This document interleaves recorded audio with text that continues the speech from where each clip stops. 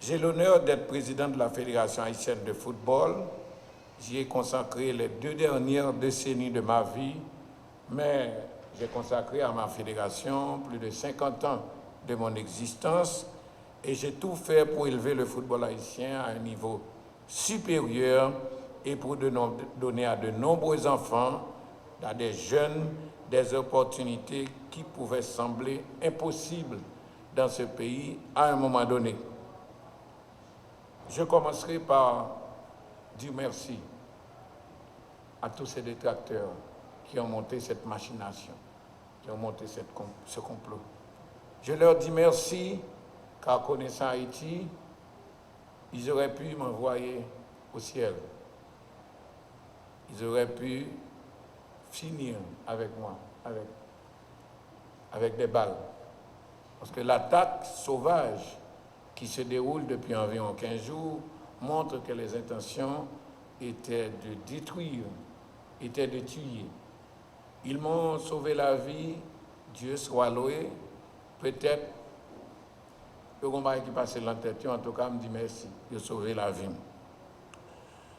Je dois faire remarquer que malgré de nombreux défis, un manque de ressources financières criantes, je suis extrêmement fier, avec le concours de mes collègues, avec le concours des clubs, avec le concours de tous les dirigeants, les arbitres, les fanatiques, je suis extrêmement fier, et je le redis, de la façon dont la Fédération haïtienne de football a dirigé le développement et le succès d'un programme de formation de jeunes qui a permis à des filles et à des garçons du pays, d'Haïti, de participer au plus haut niveau de compétition mondiale de football. Je reste, et je l'affirme, je reste fidèle à cet engagement tout en poursuivant mon nouveau mandat. Malheureusement, les allégations non fondées contre moi ne sont pas nouvelles et semblent toujours émerger avant ou tout de suite après les périodes électorales.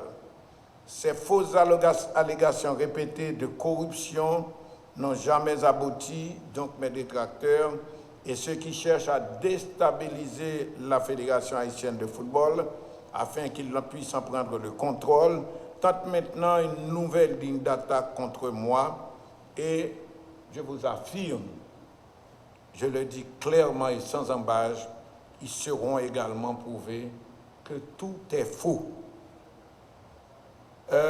Avant les élections,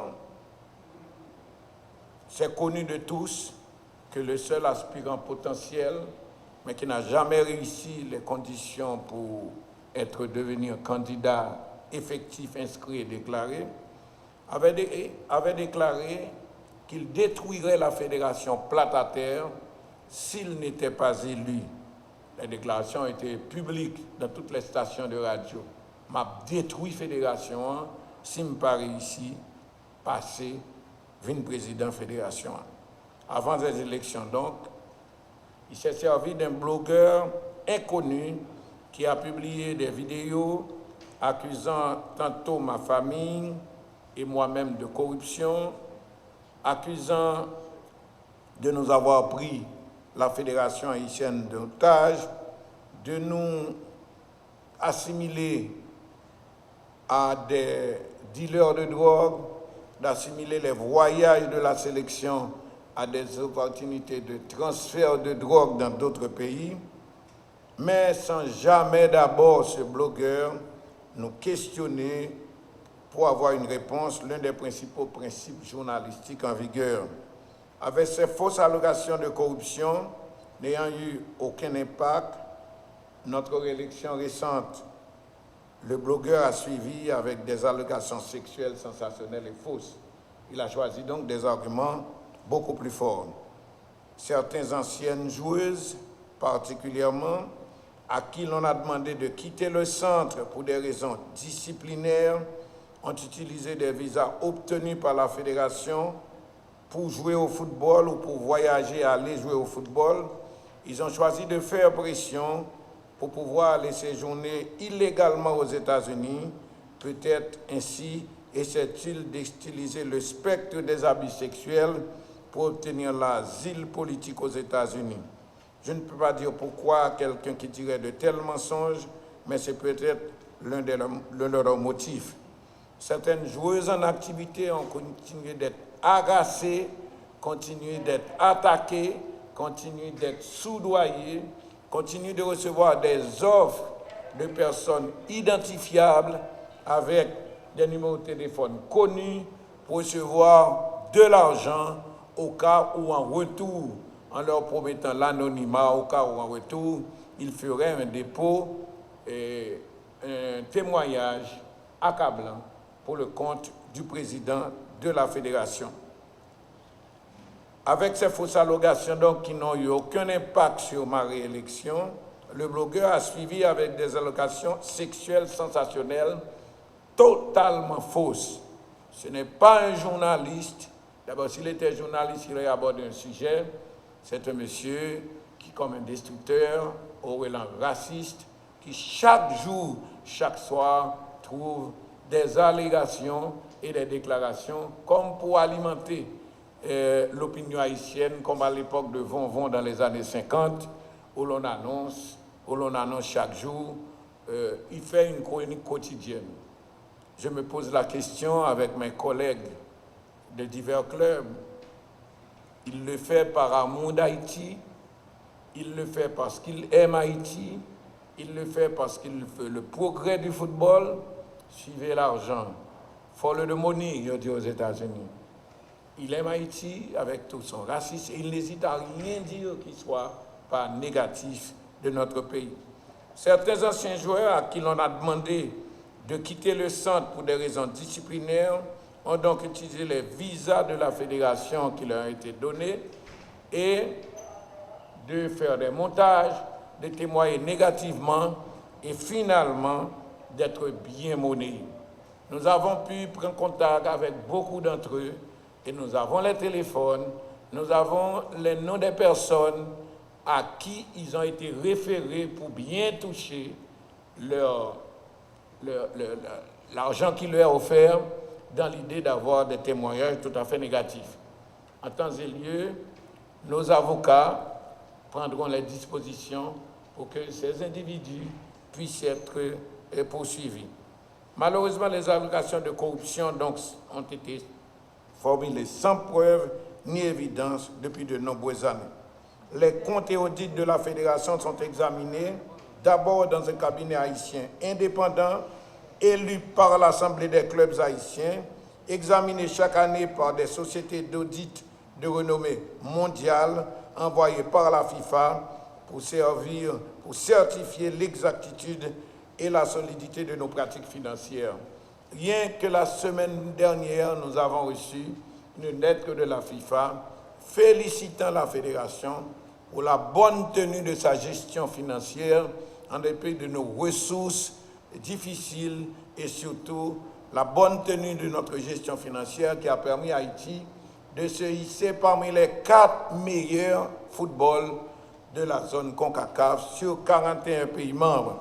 Certains médias internationaux sont tombés dans le piège de répéter les mensonges sans avoir fait de reportages appropriés, sans recueillir les faits réels ou de rechercher la vérité. En tant que journaliste moi-même, je les exhorte à venir en Haïti, à venir faire de vrais reportages pour tourner la vérité. Venez voir nos installations et voyez comment nos enfants travaillent dur à l'école et au football malgré le Covid-19. Après l'entraînement du matin, les enfants, dont beaucoup n'ont pas reçu d'éducation à la maison, vont à l'école de 9h à 14h, puis s'entraînent à nouveau après l'école. Je suis incroyablement fier, moi-même et mes collègues du comité exécutif, mais toute la famille du football, nous sommes fiers de l'académie et des installations résidentielles créées il y a 8 ans pour aider à former la prochaine génération de footballeurs haïtiens. L'académie est un modèle de réussite qu'on présente dans tous les ouvrages internationaux où le personnel dévoué nourrit, éduque et oriente les jeunes joueurs.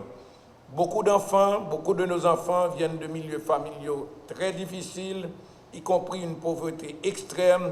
Le centre leur offre une opportunité unique, un changement de vie et qui inclut l'enseignement académique et physique, développe leurs compétences en football et offre de l'espoir et un chemin vers le succès, un chemin vers la route menant au firmament de la vie.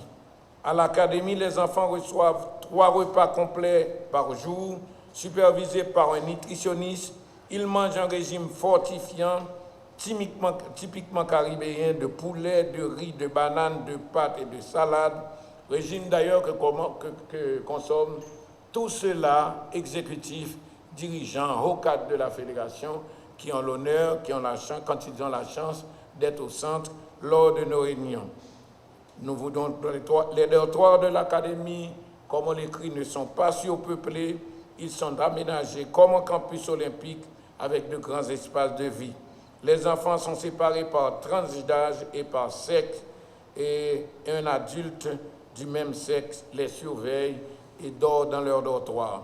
Aucune allégation sexuelle, d'ailleurs fausse et anonyme, n'a jamais été déposée depuis 20 ans que je suis président, ni depuis 8 ans depuis la création de l'Académie Canon. Les gens qui font des suggestions sur la base d'une vidéo que j'ai publiée moi-même sur une page Facebook qui me montrent assise avec une jeune fille, Coventina, sont complètement hors limite. J'ai été la figure paternelle de nombreux enfants qui ont suivi notre programme. De toute évidence, il n'y avait rien sur l'écran qui était en quelque sorte controversé, sinon on était en train de fêter la réussite du stage et l'admission prochaine pour la première fois d'une jeune haïtienne dans un grand club, dans le plus grand club de football féminin au monde. Lorsque le président Olas nous a annoncé qu'on voulait de Coventina, qu'on la voulait tout de suite, on était content, on s'en réjouissait, et j'ai eu un entretien affectueux, public, qui a été d'ailleurs publié il y a de cela 3 ans dans toute la presse haïtienne.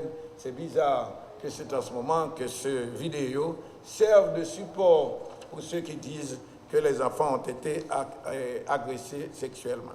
Permettez-moi de terminer en répétant mon engagement. Je reste ferme avec mes collègues dans notre engagement envers le football haïtien. Je continuerai à m'acharner à aider les jeunes joueurs haïtiens à réussir. Et j'ai hâte d'être entièrement exonéré de ces allégations et de ces accusations anonymes et sans fondement. Nous avons déjà pris toutes nos dispositions avec notre avocat bénévole, Maître Gaston, pour porter plainte en Haïti contre X, car il n'y a pas de victimes, il n'y a pas encore de gens à être identifiés, mais nous allons forcer la justice, porter la justice à faire une enquête, à ouvrir une enquête, pour que la lumière soit faite et annuler cette abomination. Nous allons aussi immédiatement, et nous avons commencé à travailler avec un avocat en France et à Paris, le cabinet d'avocats est en train de préparer ces documents pour que dans le meilleur délai, une assignation, dès la semaine prochaine, une assignation soit produite contre ce journaliste pour racisme, pour tentative pour mensonge, pour tentative de dénigrement de personnes en Haïti, mais également de citoyens haïtiens. Nous avons recueilli une firme de relations publiques qui travaille à montrer au monde que nous ne sommes pas ce qu'on veut faire de nous, et nous préparons nos dossiers également pour acheminer et pour assigner le journal Guardian de Londres.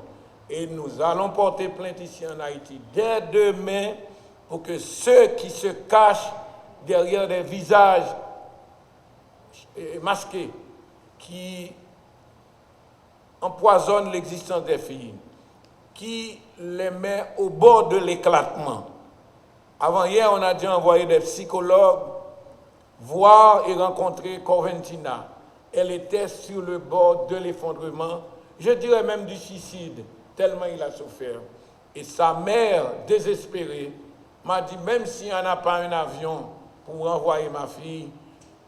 Docteur Jean-Bar, mettez-la dans un sac.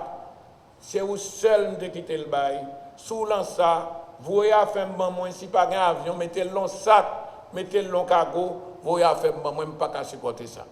Car dans tout cela, les organisations, peut-être, je les comprends, secouées émotionnellement, même si ces organisations, aucune de ces organisations n'a jamais pensé, en 50 ans de football féminin, à organiser une petite coupe, à offrir un ballon, à organiser des cours de formation, à préparer ses filles à tout ce qu'il fait. Mais ces organisations, je pense, je déduis que c'est peut-être par enthousiasme, par désir de servir, qui se sont empressés de prendre une parole sans sens, sans victime, sans identification et sans nom. Et je présume, je présente mes condoléances à la presse haïtienne, qui a été humiliée dans cette affaire. Vous avez des journaux, vous avez une radio, vous avez télévision, vous avez Facebook, vous avez WhatsApp, vous avez Conditions féminines, vous avez ministère de la Justice, vous avez ministère de la Communication. Nous tous, nous avons ignoré ces chemins. Et on s'est contenté d'un petit blogueur avec un petit maillot, avec un air raciste, comme s'il haïssait Haïti, traitant moi-même de criminel et d'assassins à chasser et envoyer en prison, et tout le monde, sans preuve, sans jamais voir qui c'était la victime. Aujourd'hui, c'est Guérina, c'est Nerilia, avec une fausse compte Twitter. Hier, avant-hier, c'était Neloud, avec un faux compte. Après, c'est Coventina. Ce matin encore, ils sont passés à Tabita. Tout ce qui a d'essence, de vedette, de potentielle gloire du football haïtien, qui a été porté au nu il y a à peine un mois, en étant en brillant et en tenant tête au Mexique, la plus grande puissance de football dans notre région. Le Mexique est vice-champion du monde dans cette catégorie. Tout le monde s'est laissé aller sans se dire, mais pourquoi ça? Pour qui ça? À partir de quoi? Il faut croire. En octobre, c'était une accusation d'avoir dilapidé les fonds FIFA. La FIFA est venue avec une grande compagnie, Bidio, est venue, félicitations pour vos finances. Ensuite, ils ont dit que nous avions des dealers de drogue au sein de notre communauté, comme si dans un voyage d'équipe nationale, au Cap mettait drogue. Ça n'a pas tenu quand les Haïtiens sont intelligents. Le troisième point, ils ont parlé de la tenue du centre, citant un entraîneur national qui a eu le cœur brisé en voyant quelle nourriture. Entraîneur national là, nous connaissons, nous identifions, nous avons témoignage. Peut-être par rancœur du fait de n'être plus en position. Mais entraîneur national, ça, il mange en bas chaque matin. Et je vous avoue, le baron qui ton green du l'assiette. Et ils ont senti ça qu'on a choisi un coup fatal. Un coup qui n'est pas capable de vérifier, un coup qui n'est pas capable de sortir. La démarche en ce moment, c'est joindre témoin. En pile fille, nous avons des gens qui ont fait live, ils ont dit qu'ils ont joué Tigresse. Il y a un qui dit qu'ils ont joué à Tigresse, et en 72, ils ont joué ensemble à Tijac. Et c'est là qu'on a tout le bagage. Mais ils ont joué à Tijac en 72, Tijac a 4 ans. Il n'a pas de coller à Tigresse, ça. Donc il n'a pas de jouer avec elle. Il y a un qui a joué, qui a cité madame, qu'on a joué. Mais il a oublié non madame, il mettait Miguette. Et tant de montages. Des filles que je connais, peut-être que là, notre service de marketing vous donnera, toutes les conversations qui ont eu lieu entre les témoins et ce monsieur blogueur en France, il a donné les noms des téléphones, si vous êtes en difficulté, que vous avez d'argent, des personnalités connues, des organisations connues, il a téléphone pour y relayer s'il y a un problème COP, parce que nous bien organisés, nous puissants. Et puis, vous êtes, nous quand nous avons un film, monsieur a dit, s'il n'était pas candidat, dernièrement, c'est parce qu'il forcé le quitter, retirer candidature. Pour retirer candidature, il faut être candidat. Il faut forcer le retirer candidature parce que Dado est puissant. Il a pile gang, il a pile l'argent. ils ont intimidé tel, si je ne pas retirer candidature, moi tape, mourir, obligé de forcer retirer. Et tant de choses encore qui ont été racontées sur Intel. Il y a mon fils qui signe tous les contrats de la fédération. Mais la fédération dit chaque jour, il n'y a pas de sponsor, sinon pour eux, qui plus bonne boisson pour les gens entraîner que le bon moyen. Ils ont parlé, ils ont dit des choses. Semaine ça, il a annoncé à venir avec nous vendre visa. Nous vendre visa. Qu'on y a une machine visa. Ils peuvent avoir des choses. Même penser que nous sommes des journalistes, nous sommes une société, nous sommes des hommes éminents dans ce pays. Nous avons des gens qui sont lucides. Nous avons des journalistes qui sont courageux. C'est la presse qui est la plus courageuse en matière de dénonciation, de viol, d'abus quelconque. Il n'est pas normal. On sent qu'il a en Haïti, c'est soit un petit blanc maintenant qui n'est pas journaliste, qui n'a aucune formation, qui n'a aucun sens d'éthique, mais bien monnayé par des puissants en Haïti qui cherchent à déstabiliser le football, à courir derrière ce qu'ils disent les 6 millions de dollars que la FIFA donne à chaque fédération, et peut-être sachant maintenant que le football est devenu, si vous voulez dire, un secteur de blanchiment, un facteur de blanchiment d'argent, peut-être gens les footballeurs fait, parce qu'on les connaît, ils sont là depuis longtemps. Les mêmes complots qu'il y a eu en 98 avec qui c'était les mêmes acteurs, ça revient. C'est dommage. Au crépuscule quand même de ma vie, un crépuscule, je vous assure, qui sera long, parce que Dieu me donnera le courage de continuer à me battre, pour continuer à offrir aux jeunes toute la possibilité qu'il faut pour travailler avec des collaborateurs, afin de faire que la seule activité indépendante, intègre, rigoureuse, qui est d'attaque et qui obtient des résultats qui fait monter Haïti dans la hiérarchie mondiale, il ne faut pas détruire. Et puis, aux organisations féminines, je ne vais pas dire rien. Je dis, il y a 50 ans de football féminin. Il y a temps pour retarder voir. Parce que le football dans le monde, c'est la principale conquête qui a facilité l'indépendance de la femme. Les organisations, je comprends le combat qu'ils mènent, c'est un combat politique. Mais il y a aussi un combat. Il y a des enfants qui ont des familles. Ils sont malheureux, c'est vrai. Non, ils sont pas sonner, c'est vrai. Mais ils ont une famille à défendre. On a pensé que tout heure fait Timounio, qui est au bord de l'éclatement, qui peut les jouer un match à l'étranger. Le moment où Kimbe devant l'adversaire là, pour l'adversaire là va dire ah, bonne violence, nous t'es, bonne ceci, bonne cela. Moi, des organisations, cherchez qu'on est, à l'apprendre. Nous avons déjà écrit à toutes les organisations. Nous avons demandé à la FIFA de venir. La FIFA promet de venir avec une organisation qui s'appelle Save the Children pour venir travailler avec nous. Nous demandons en pile l'autre qu'on venir. Nous avons écrit au réseau haïtien, au NDDH, nous demandons de venir. Nous allons porter plainte dès jeudi, c'est ça, M. Gaston? Dès la semaine prochaine, on va porter plainte en Haïti contre X. En Haïti cette semaine, en France, la semaine prochaine, et éventuellement aux États-Unis et en Angleterre.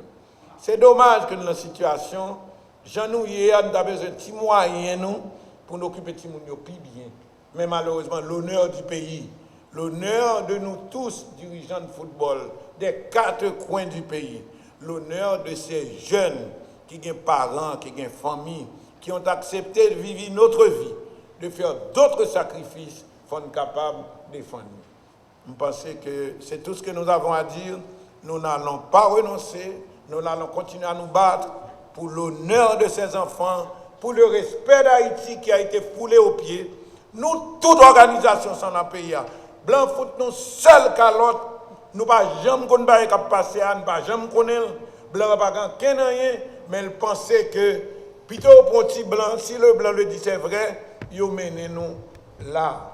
Le football mène à tout, le football mène à la gloire. On prend pile et compliment à un moment donné, pas longtemps de ça, gagné. Mais le football mène également à la honte, à la déchéance. C'est dommage. Mais on continuera d'aimer le football, de servir le football. D'autres en ont connu avant.